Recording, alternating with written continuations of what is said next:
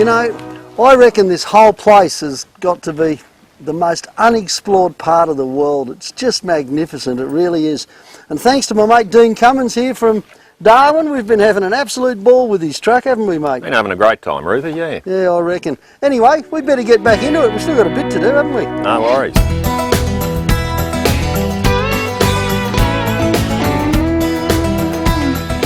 We're heading out for Gregory National Park, the NT's second largest park, covering some 13,000 square kilometres of ranges, gorges and sandstone escarpments.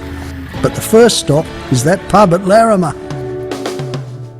We got a warm and almost wet welcome here from Bill and his pet olive python. At least there's no unpaid bills around here. There's a beaut collection of wildlife around the pub, including some pet crocs, and as usual, most of the relics from around the area have found a home here too. No, I'm not talking about Dean here. I reckon he could have stayed. Knocking up some late copy for the magazine, mate. How do you spell bugger? Because this typewriter is. Well, I guess it's just the size of a 2,250 gallon beer bottle. Got to have a photo of that.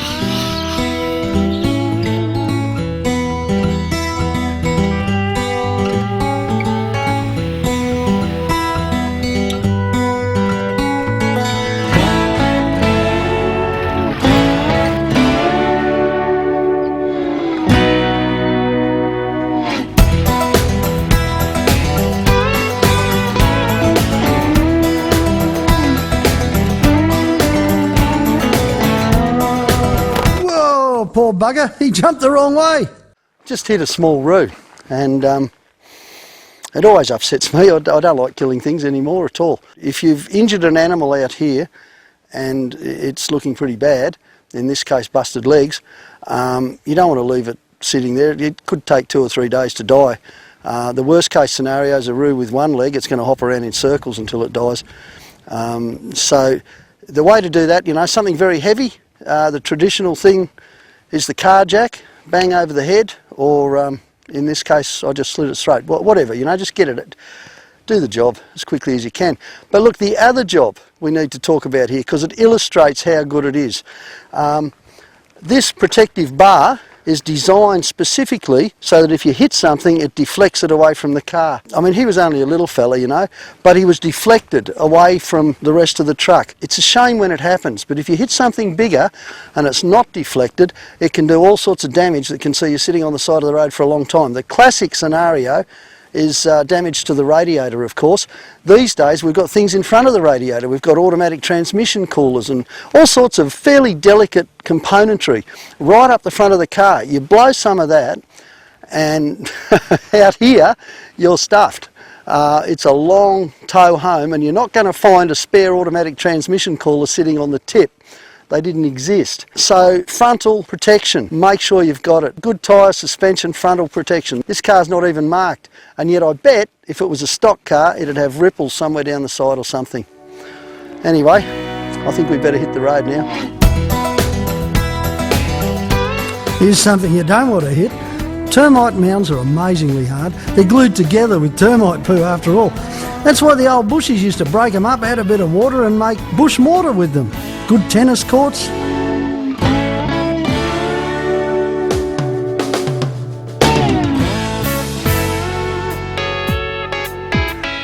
You know, the sheer vastness of the territory alone is just fabulous, but there's always danger here. It's not a great place to break down on your own.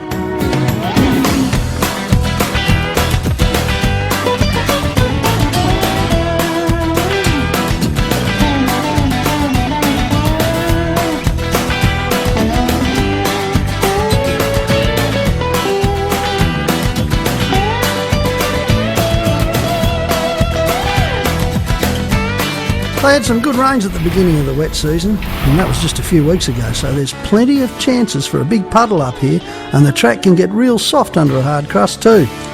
It's not a lot up the Buchanan Highway until you get to Top Springs, and that's only got a pub that doubles as a garage. And there's always some interesting characters hanging around with weird ways of making a living. Dave's a rockhound. One of the things people forget about the Outback is that it's the last huge untapped resource we've got of geological specimens too. It's not just the flora and fauna, it's the rocks. You can see history in the rocks, can't you? Oh, It's just big time. fantastic. And gems and valuable stones and all this sort of stuff. Dave, you're out here near Top Springs looking for this stuff, preonite. Yep, that's Yeah. the one. This is a preonite. You can see it forms in a striation crystal in the vugs in the basalt. And then the white tips in it there, that's naturalite. This is amethyst, is it? Yep, yeah, that's a quartz. Just an iron stained quartz. That's what gives it the purple. So, It's a beautiful crystal, isn't it? very nice, yeah. Yeah. I like them a lot more than the preonite personally, but yeah, more money in the preonite. So. But what you've got here in the back, I mean, it looks like a truckload of old concreted coral or something. I've never seen stuff like this. What is it? This is a stromatolite, so it's the oldest life form on Earth, and this is what ended up producing all the oxygen in the atmosphere and gave us all a chance to live and all of life as we know it. Oxygen. I reckon we'll be needing some of that tomorrow. Can you stick it in a bottle?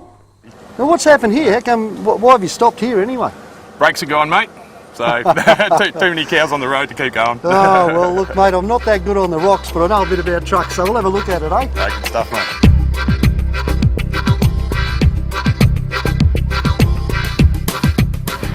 Dave's truck has blown the rear brake caliper. It's not an unusual thing. The way around it, the best way around it is just to block off that line somehow. And in this case, because there's a lot of corrosion underneath, we're not really game to go too far into the system. What we've done is pull out the banjo holding bolt on the back of the disc caliper, and I've taken the copper washers off it. We're going to put them over a normal old bolt like this, plop the whole lot back into the system, and that'll just squeeze off that banjo so no fluid can go any further. We're going to have to do it fairly quickly because Matt's underneath the truck holding onto the banjo. This is fun.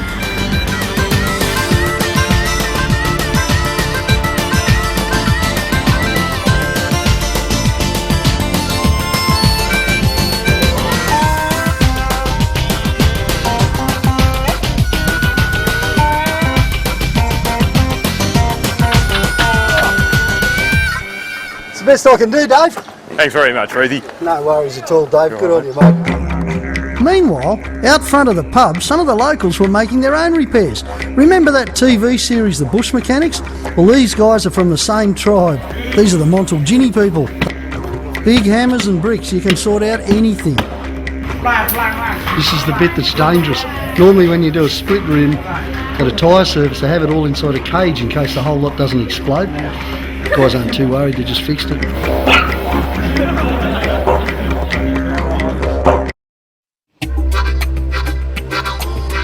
From Top Springs, we kept heading west up the Buchanan towards Victoria River Down Station.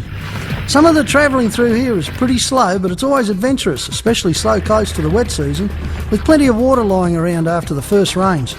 This country can really turn to crap fast. The grass hides the puddles and then whoopee, you're into it. We camped out on the banks of the Humbert River and pulled into Bita the next day. Bita's one of the many small holdings carved off the rump of the huge Victoria River Down Station. And it's been preserved here so we can see how life used to be. We camped out on the banks of the Humbert River and pulled into Bita the next day. Slow travelling maybe, but worth it to see this old cattle station. What a magnificent boab tree. And that boab tree I know has got to be a couple of 100 years old. You know why I know that? Because it's got DT Durack 82 carved in it. And that's not 1982, it's 1882, which takes this tree at Bita Homestead right back to the dawn of the great big white man's intrusion into this country, I guess. And there weren't many of them either. Just such a massive amount of country and not that many people. And that's why you keep saying the names. The same names come up again and again and again. Gregory National Park, we're right in the middle of it. Named after the guy who first came through here and realised that there wasn't an inland sea. That indeed it was magnificent pastoral land. He thought the river was so good, he named it after the Queen, Queen Victoria. Hence Victoria River Downs. One of the few Aboriginals to actually have his name on something, and yet they put in an amazing effort in the pioneering days here too. Is the Buchanan Highway, named after Nat Buchanan, who was the guy who punched the first cattle through here. His first mob from Queensland was 4,500 head. That's an awesome job. And he did that with Aboriginal stockmen, of course, helping him all the way.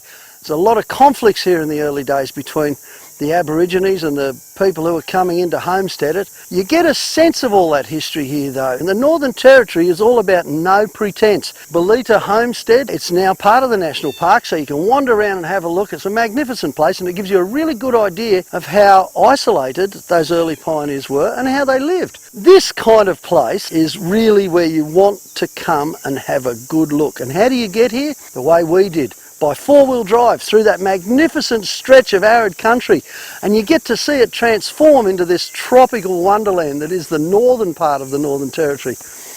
I love this place. I'll love it even more if you come over and have a look too.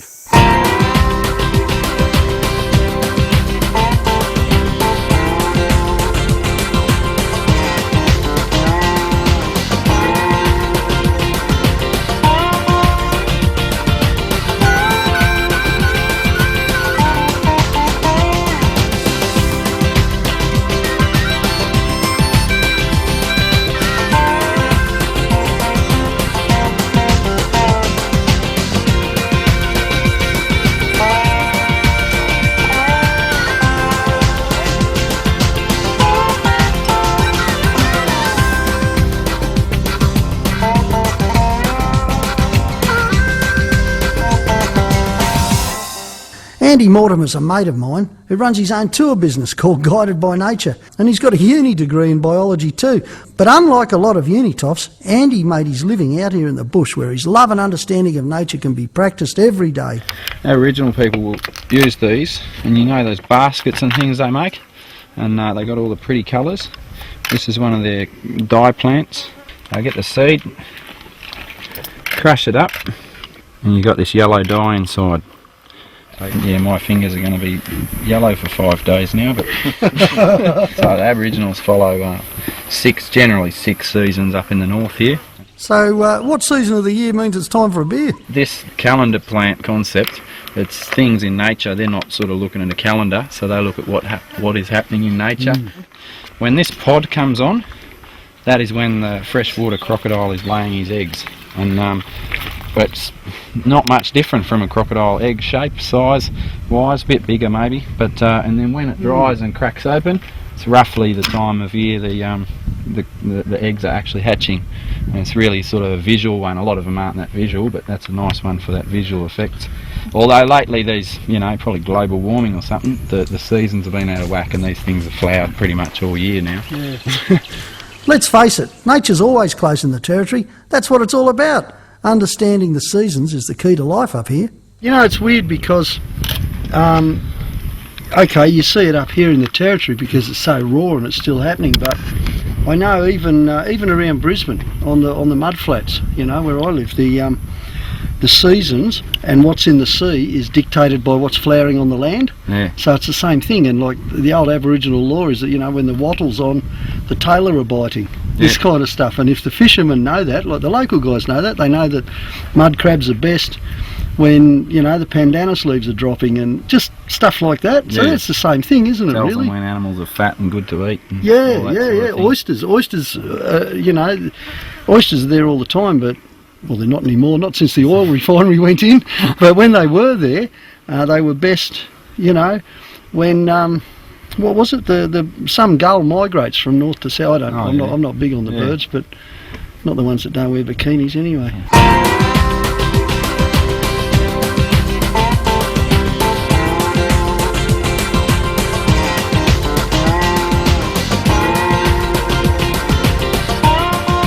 Dean, you've done the tour guide thing up and down the Cape all those times. You had that resort up in Punsam Bay for a couple of years, wasn't it? A couple of years.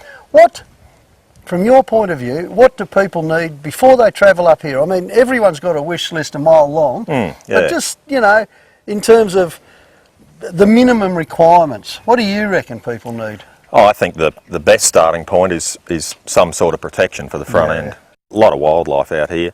You go and snot a roo and it can do some horrible things to the front end of your car. That's probably the best starting point. From there, suspension probably another good thing. The roads are pretty ordinary up this way, so we've certainly seen the need for good suspension, haven't we? And when people go away, they carry a lot more weight than they do around town.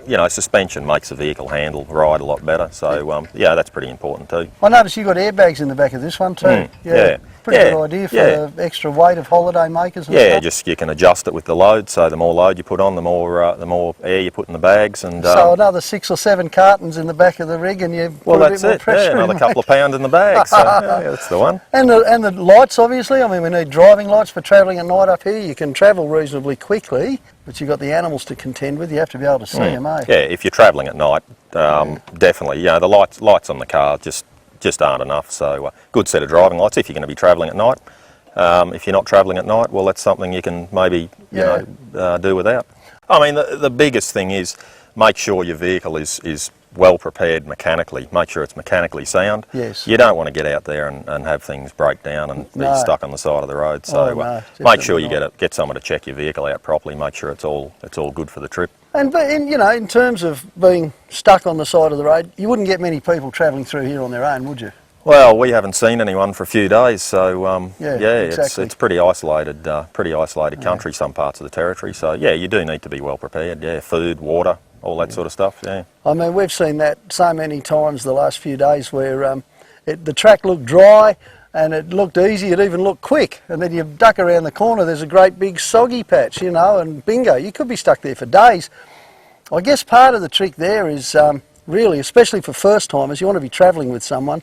At least that way you've got a second chance, haven't you? Yeah, I think travelling in these remote areas, it's a really good idea to have another vehicle or two with you. If you don't, some sort of communication, sat phone, HF radio, something like that, EPIRB. If something does go wrong, you've got that line of communication. You've got to bail out. Yep. Dean hates rattles. He absolutely hates rattles. Everything you look at on Dean's truck is strapped on, rubbered down, tied down somehow so it can't shake around. I think the point probably needs to be made. A lot of people don't realise that when things are moving, that's when they're going to break. Exactly right. If you've got a fridge in the back of the car that's bouncing around the place, it's not going to last too long. So everything needs to be strapped down.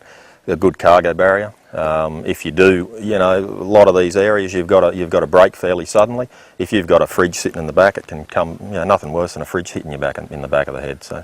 Talking about fridges hitting in the back of the head, is your fridge strapped down? Yeah, definitely. Yeah. Well, let's go and check it out. We'll go and grab a beer. Come on, mate.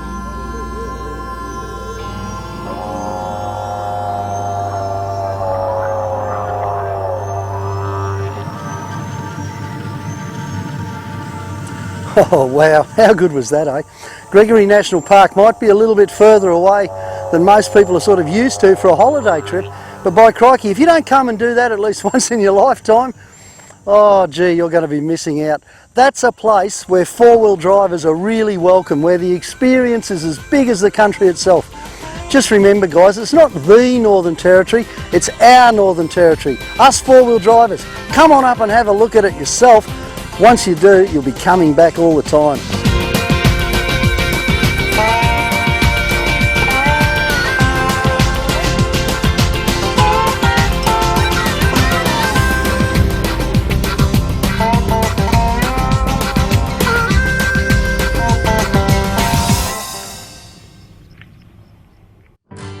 Australia really is the greatest place on earth. And I reckon the outback is the heart and soul of our country.